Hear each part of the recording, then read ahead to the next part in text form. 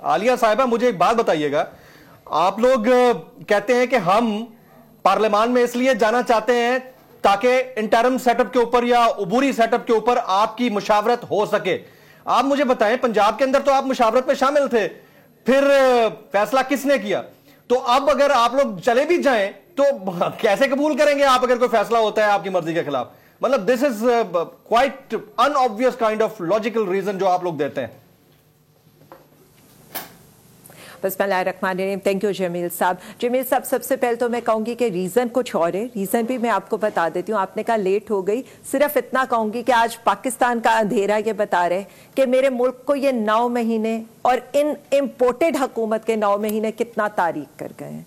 दूसरी बात, यहाँ पर बात हुई इमरान खान साहब की, PTI के MNAs की। सिर्फ मैं आज एक पैगाम देना चाहती हूँ PDM वालों को भी, सिलेक्टर्स को भी, और जो जो उनके साथ शामिल है उन सबको भी। आपने सब हरबे आजमा कर देख लिए, तोशा खाना, ममनुआ फंडिंग, टैरियन का केस, उसके अलावा भी जो 25 आपने तौहीन लगा ली इमरान खान साहब के ऊपर। आपने क्या कर लिया आज के दिन तक?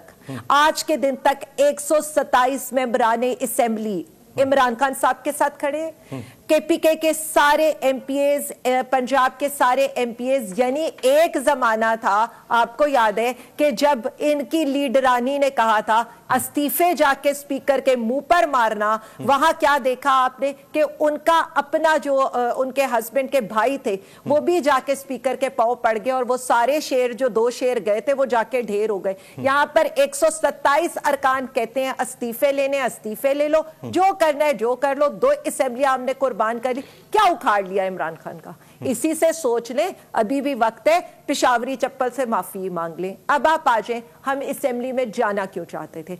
हम असेंबली में जाना इसलिए चाहते थे क्योंकि हमें यह लगता है कि वहां पर वो जो इंपोर्टेड भिखारी वजीर आजम बैठा है ना, उसकी अददी अक्सरियत है और ना वो एतमाद का वोट तो पहले चले जाते ना, और अगर उसे तो पहले चले जाते ना आलिया साहिबा, पहले चले जाते। अगर उसे अब क्यों?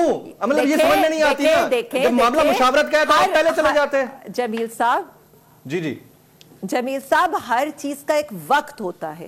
इस तो उन्होंने भी वक्त पे अपना कार्ड प्ले कर दिया, उन्होंने भी वक्त पे अपना कार्ड प्ले कर दिया। ये सोचने वाली बात है ना, वो भी तो वक्त का इंतजार कर रहे थे। आलिया साहब, देखिए मेरी बात सुने, मेरी बात सुने। जब मुल्क में हंगर गेम्स चल रही हो ना, तो उस वक्त ये वाली पॉलिटिकल गेम्स कम से कम हुकूमतें नहीं करती। ये मैं सिर्फ इतना बता दूं और ऑन रिकॉर्ड बता दूं। यानी लोग यहाँ पर आटे की लाइन में मर रहे हैं, लेकिन हुकूमत को PTI के इस्तीफों की पड़ी है और इमरान खान साहब को पार्लिमानी पॉलिटिक्स से निकालने की पड़ी है। यहाँ पर पूरा मुल्क अंधेरों के अंदर डूबा है, लेकिन हुकूमत को उन गेम्स की पड़ी है कि इमरान खान को हमने किस तरह निकालना है और PTI के इस्तीफों का क्या करना है। यहाँ पर इस वक्त सूरत हाल है कि कल के एक दिन में $7 करोड़ टेक्सटाइल वालों का डूब गया है, और इसके अलावा लेबर और ऑर्डर्स के केस में कितना कुछ डूब गया। लेकिन इस हुकूमत को पड़ी हुई है कि PTI के इस्तीफे जो है ना कैसे मंजूर करने हैं, किस डेट से मंजूर करने हैं, कैसे इलेक्शन कमीशन को प्रोवाइड करने हैं, कैसे हमने असेंबली को ताले लगाने, और कैसे इलेक्शन कमीशन ने कठपुतलियों की तरह उनकी बात के ऊपर जो है सरे तस्लीम खम कर रहे हैं। मैं ये बात ही नहीं करी, बात सारी ये है कि जब हमें लगा कि अब शहबाज शरीफ को एतमाद का वोट लेना चाहिए, हम अपने मेंबरान के जरिए वो जो पार्लिमानी पार्टी बनी हुई है, जो सुप्रीम कोर्ट के ऑर्डर से बाउंड है कि उन्होंने अपने पार्लिमानी लीडर की बात को मानना है, हम उस मिथ को खत्म करना चाहते थे।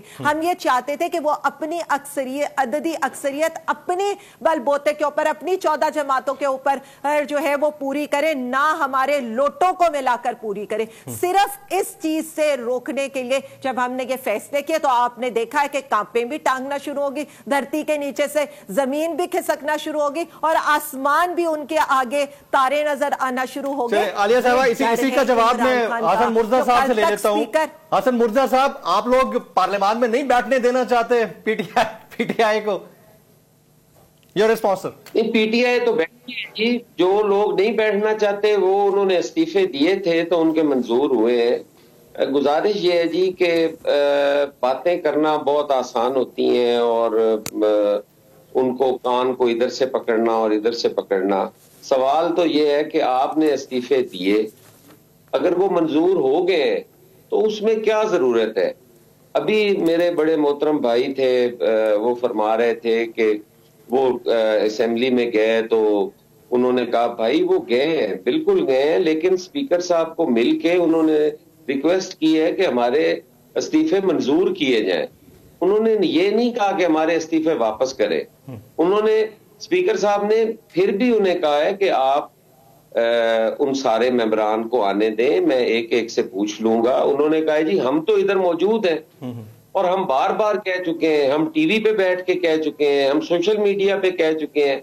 अब इस हद तक जब बंदा चला जाए और उसके इस्तीफे मंजूर हो जाए तो फिर उसमें ये क्यों कहा जाता है? बाकी आप अगर किसी को इंपोर्टेड हुकूमत कह लें तो इससे आपके अंदर की जो है वो तो बाहर आ जाएगी, लेकिन उससे कोई फर्क नहीं पड़ता। हम आपको 4 साल सिलेक्टेड नहीं कहते रहे, हम सिलेक्टर्स का जिक्र नहीं करते रहे, आपने कोई एक दिन उसको महसूस किया है?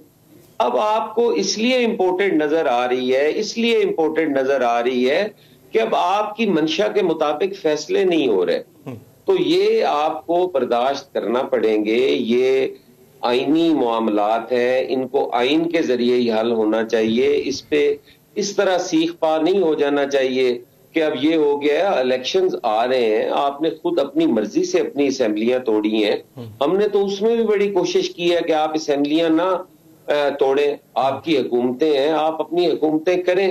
हमने तो हर तरीका इख्तियार किया कि आप असेंबलियों से बाहर ना जाएं, आप पार्लिमानी सियासत करें, आपका जहां पे हुकूमत है आप हुकूमत करें, जहां पर आपकी ऑपोजिशन है वहां पे आप ऑपोजिशन का किरदार अदा करें।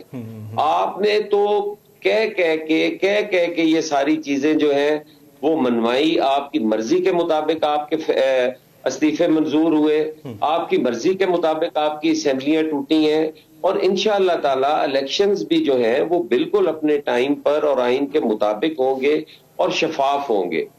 अब इस चीज की अब कोई मसला है, आपने खुद तो इस्तीफे करवा दिए, अब क्यों, जैसे टाइम आएगा इलेक्शन हो जाएगा, आपका जो रोल होगा उसके बाद आप बिल्कुल अदा करें। वेरी राइट हसन मुर्जा साहब, अगर आपको ये वीडियो पसंद आई हो तो सब्सक्राइब कीजिए और बेल आइकन जरूर हिट कीजिएगा। 2022 बहुत बड़े तोहफे भी देखे गया पाकिस्तान की आवाम को।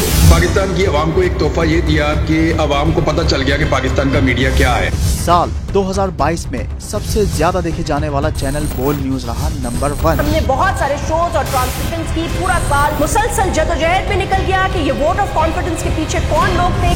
तोड़े रेटिंग के सभी रिकॉर्ड। सोशल मीडिया पर भी सबसे ज्यादा तेजी से 2.4 बिलियन व्यूज का संगे मील अबूर किया। एंकर्स को भी आवाम में सबसे ज्यादा मकबूलियत मिली और सोशल मीडिया पर भी बोल रहा सब पर सब्सक्राइब करें और बेल दबाएं ताकि कोई खबर रह न जाए।